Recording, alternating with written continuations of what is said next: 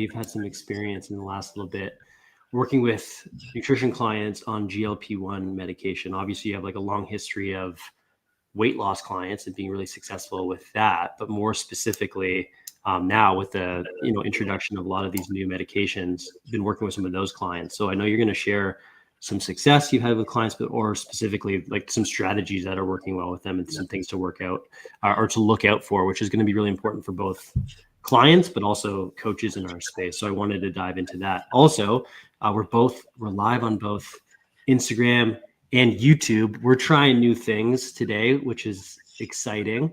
But if you see us looking back and forth, that kind of explains where our faces are, but we'll take a look at this one. Tell me a little bit more about some of this experience working with these clients. And we got some people popping in too, Heidi and Coach Chelsea. Amazing. That's awesome.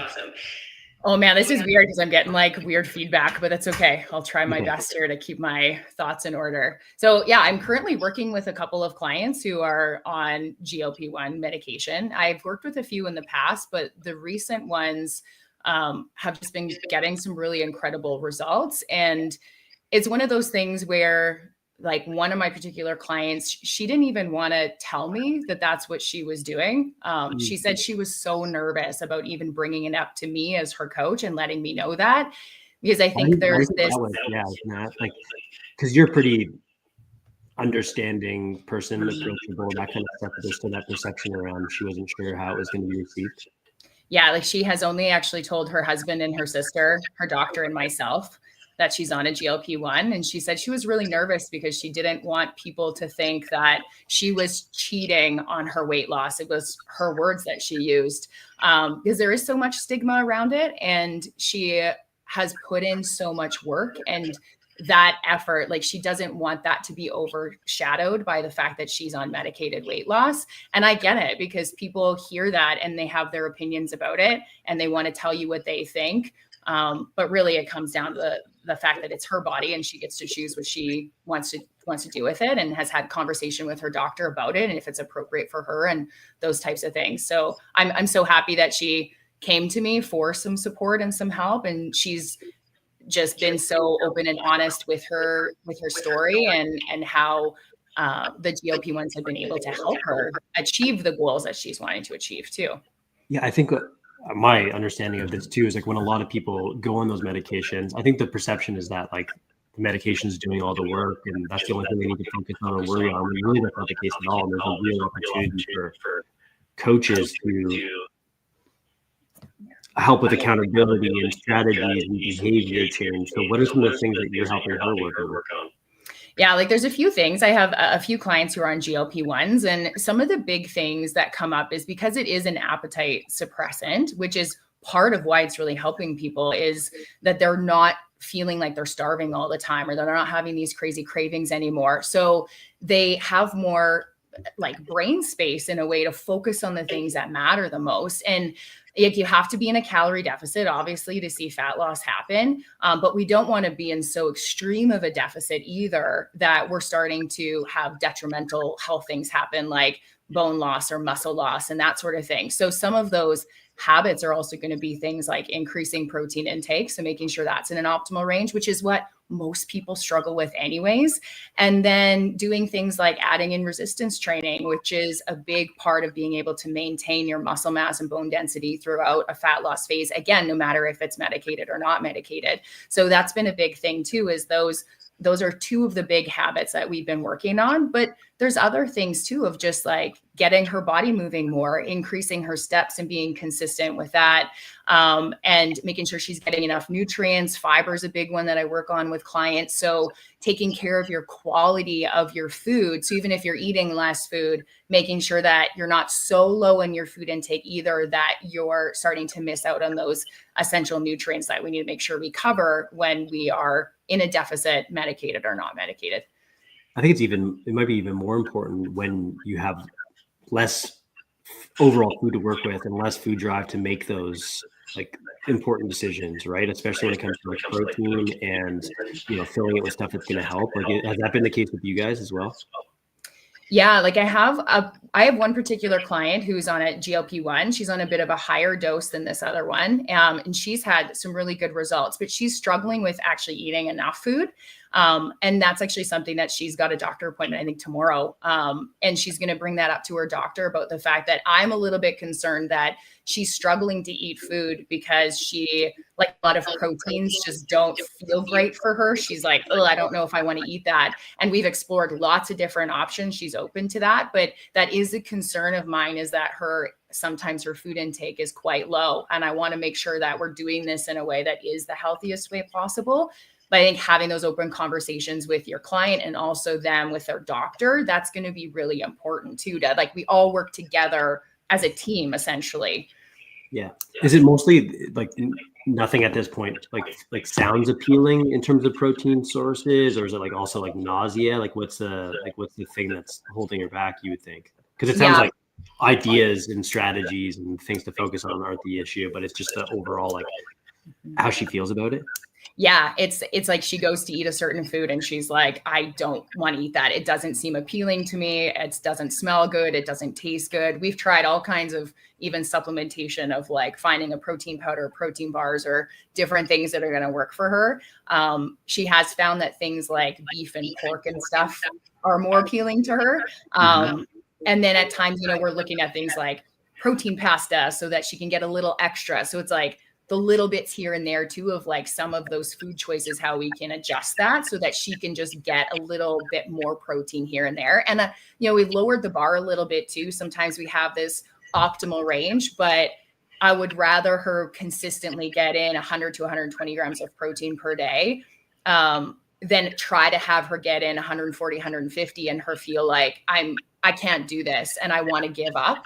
So we lowered things down a little bit, and I'm trying to meet her where she's at, but also that conversation with her doctor of like, maybe her dose needs to be lowered a little bit because she's actually swung a little too far in the direction of like not having enough of an appetite to be able to eat enough food. So that's part of it right now. That's where, I mean, obviously communication between you as someone that's kind of in the trenches helping her with things, but also with her GP or physician, who's going to be like, writing the prescription and that type of stuff is like super, super important. Is there anything else in terms of like, have you given her some feedback around how to approach that conversation, or even how to talk to her doctor about it in general? Yeah, well, the thing with the clients I'm working with right now, the amazing thing is their doctor is like totally on board with having a nutrition coach as part of the team.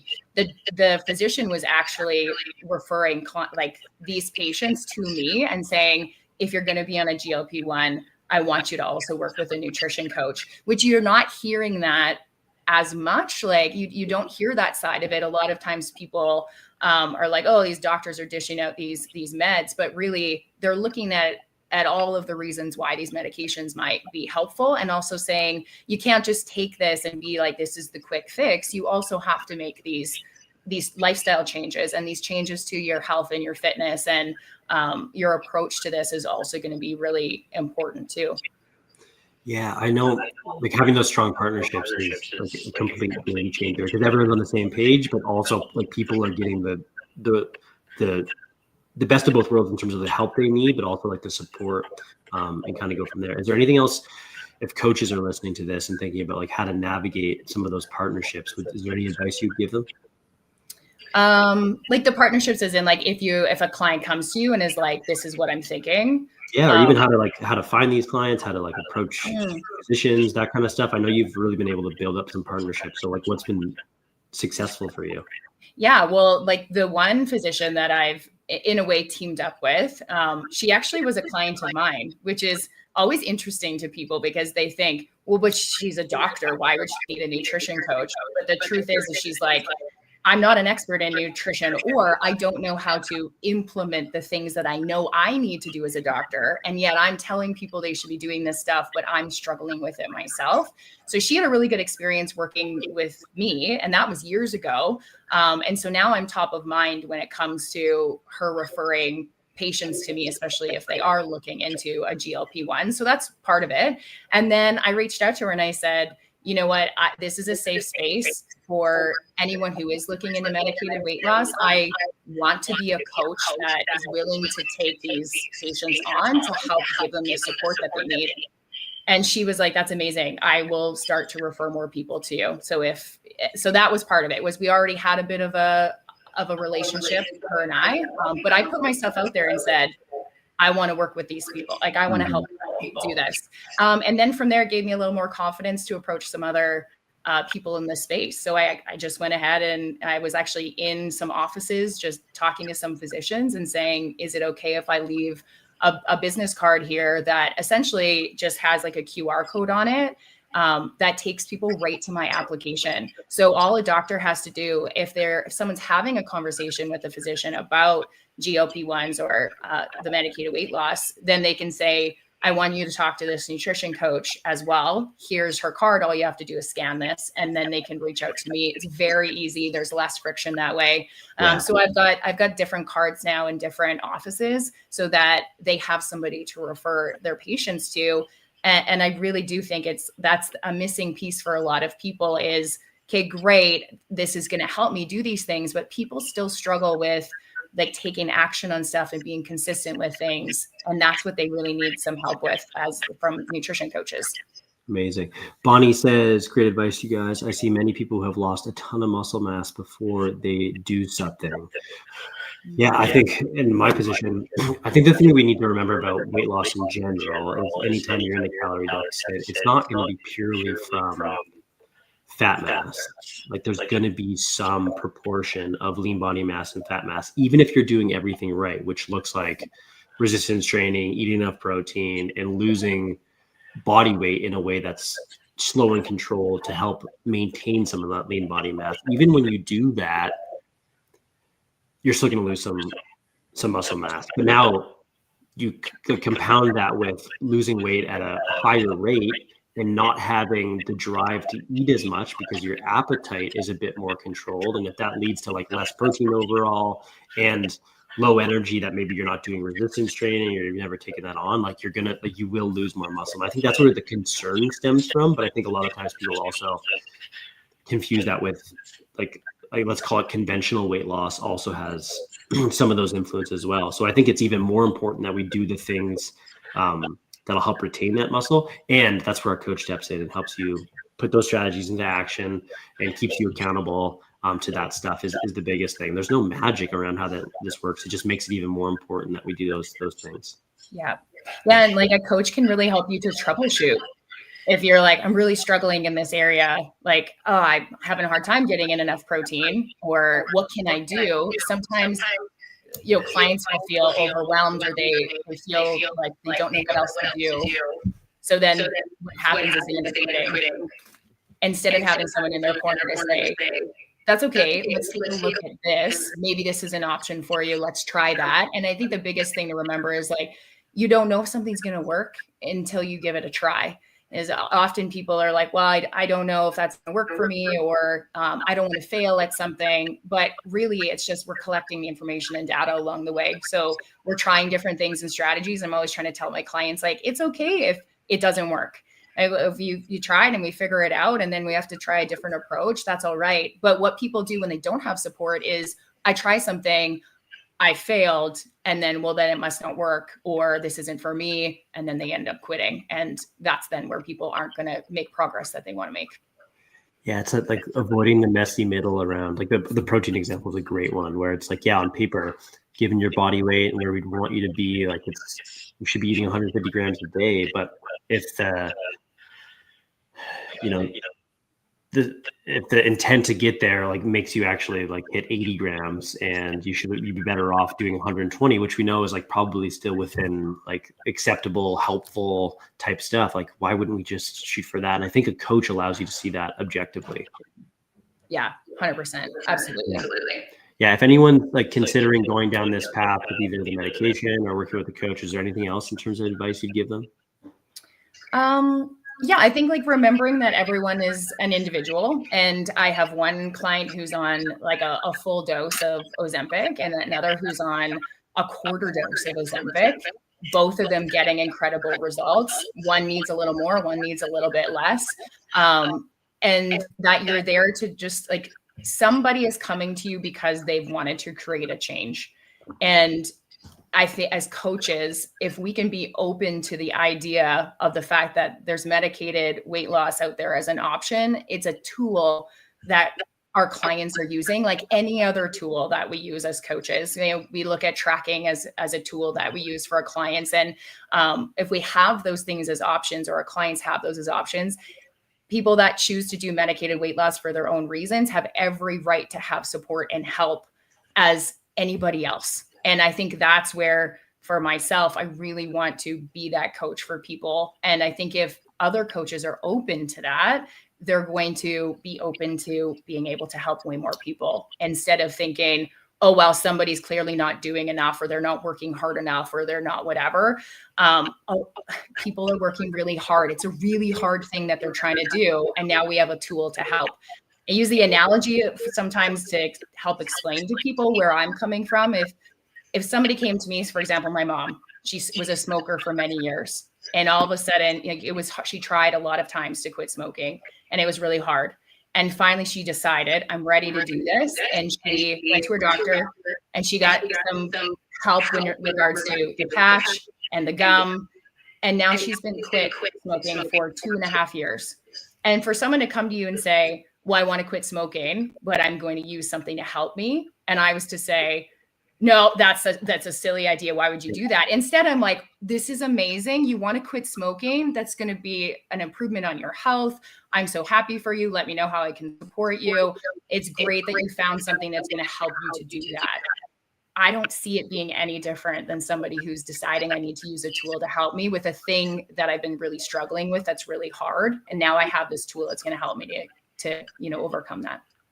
Yeah, especially when I think some of those opinions from people either like close to you, but also like distant, like it doesn't really matter what they think, because it's not going to impact their lives. It's only going to impact your life. So if you're doing that based on what you think they're going to think or what they say, like it's unfortunate that people find themselves in those situations. But I think the quicker you can kind of just discard that and move on from it, the better place would be, because all that really matters is like between you, the people really close to you that actually matter and have your best interests at heart, as well as like your team, the people that are looking out for you objectively. Yeah, absolutely. I think that's why it's really important to like create a safe space with your clients so that they are open to having those conversations with you. You said, what else can coaches do? It's having open discussions, asking questions, listening to your client, watching for things in check-in, like where they're at when regards to their appetite and their energy, and just having them also be open to chatting with their doctors too, and keeping that a safe space for them to be able to tell you things, so that you are in the loop with what's going on with what is happening if they are using a GLP-1 or something like that. Yeah, very good. Mindy's on the YouTube here and saying, yeah, like yay for your mom, Coach Meredith. That's very exciting. That's always good. As well as we got a question. Raul says, how does this transfer into getting off the medication when they reach their goals? Do you have any insight into that? Yeah, actually, that's a great question, because my one client right now, and I have to shout her out because she's been working with me it's been only 13 weeks, which is a relatively short amount of time. She's with me for another 3 months here. So we've got a lot of time together. She's down 36 pounds in 13 weeks, and she's on a quarter dose. So she's on 0.25 milligrams of Ozempic. And it does that. It's a weekly injection that she does at home. And she just had a doctor's appointment, and she just filled me in and said that they've decided that she's going to try this week without it.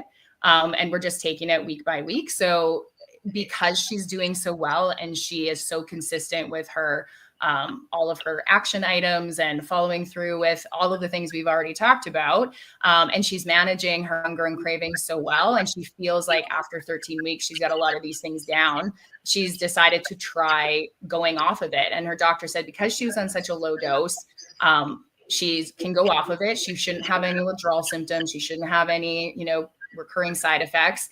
And if she decides that her hunger goes up or things start to like slip, in the other direction, she can always go back on it again too. So part of that is like, from my experience working with clients, is again, looking at just doing like a slow decrease and seeing how you feel.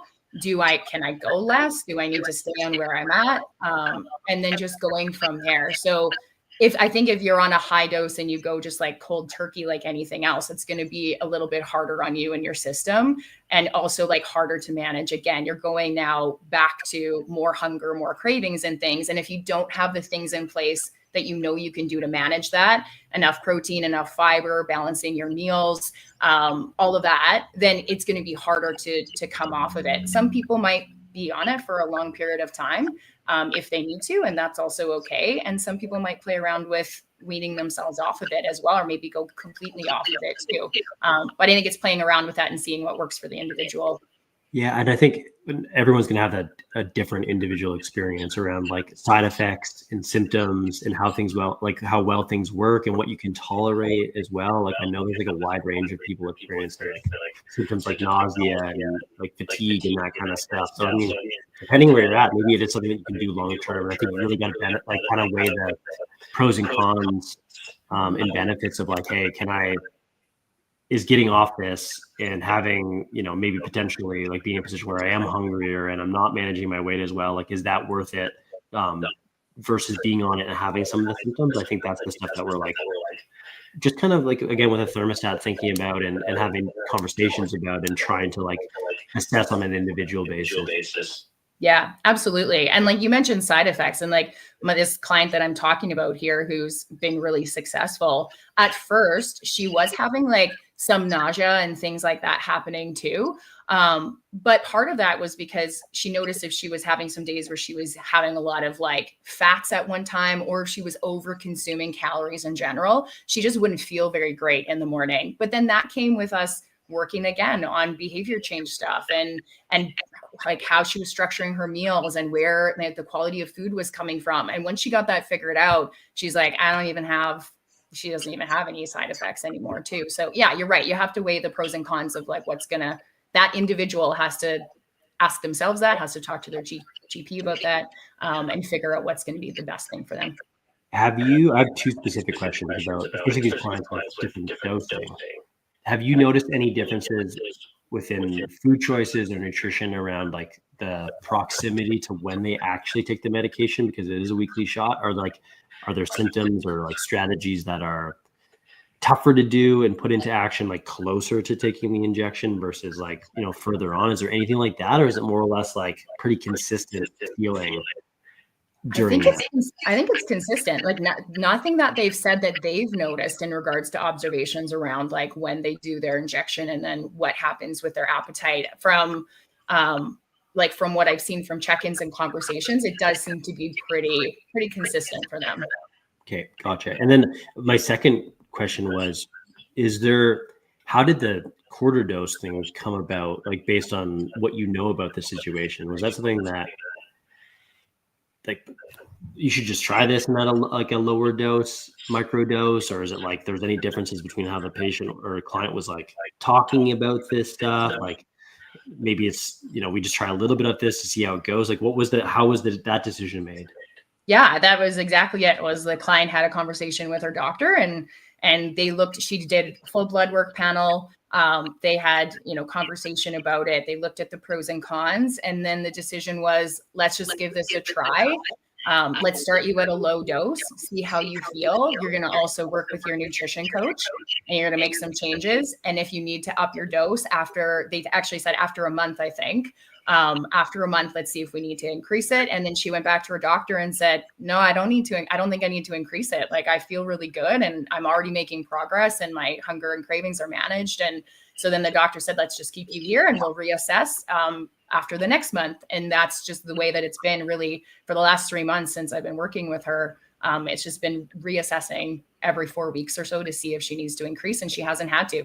So yeah, I think when we can use that kind of like minimum intervention and do the thing that's not going to be as intense and see how it goes, it just gives us a lot more runway around where to go, as well as you're exposed to less medication, less symptoms, all that type of stuff. That's just like a win-win for everyone. Instead of it being like, maybe I can just do this without it or really struggle or whatever it is. It's like, try something that's minimal, see how it goes, and then go from there. Yeah, absolutely. And like, she's pretty stoked about like what she's been able to do, and she's building her confidence. Like every single check-in, I look forward to it from her because there's like non-scale wins happening all the time. I know we talked about like the number of like how many pounds she's lost, but what she's been able to do in 13 weeks beyond the scale is pretty amazing. And seeing her confidence just bloom, and her confidence in being able to do these things and sticking to this for 13 weeks, because she said normally her husband had asked her like, well, are you getting tired of working with your coach and tracking your food and doing all the things? And she's like, normally I would have quit already like weeks and weeks ago. Like probably after 2 weeks, I would have been like, this is too hard. I can't do this. She's like, but no, I'm enjoying this process and I'm collecting all these wins along the way. And I feel so good. Just like her do it. Like she's playing volleyball. She started a dance class. Like she took up like tap dancing. She's like, I never would have felt confidence to like go and take up a dance class and do all these things. And so just seeing her thrive in just like life and showing up for, you know, her kids in the way that she is, it's pretty awesome to see that what she's been able to do with a little bit of help, a little bit of extra help. Yeah. And a lot of help from you as well, which I think is the best of both worlds. It's like, we can't have this stigma around this medication, as well as a coach will help you do all the things that you should be doing with or without it anyway. Yeah, exactly. Cool. Hey, if anyone has any questions about these medications, how to get in contact with the nutrition coach, all that type of stuff, feel free to drop it in the comments, as well as like on YouTube and on Instagram, and we'll get back to you with some answers and some next steps. Yeah. Cool. Anything else to add for right now? No, I think that's everything. Thanks for chatting with me today. Yeah, well, thanks for sharing this experience. I think it's a very timely topic, and people need more information and insight into it. And it's not going away anytime soon, like thankfully, because it's been really helpful for a lot of people. We just got to learn how to use these tools and how to best support people. Yeah, absolutely. Cool. Well, thanks, Coach Mare. Yeah. Thanks, Dr. Mark. You bet. Till next time. Now, as great as all those tips are, maybe you're still wondering how to start or grow your nutrition coaching. Here's what I want you to do. Go to the first link down in the description below, and you'll get all the details on our Nutrition Coaching Academy certification. It's a 90-day program that'll give you everything you need to start nutrition coaching or to take your nutrition coaching business to the next level. Check out all the details down in the link below, and thanks for watching.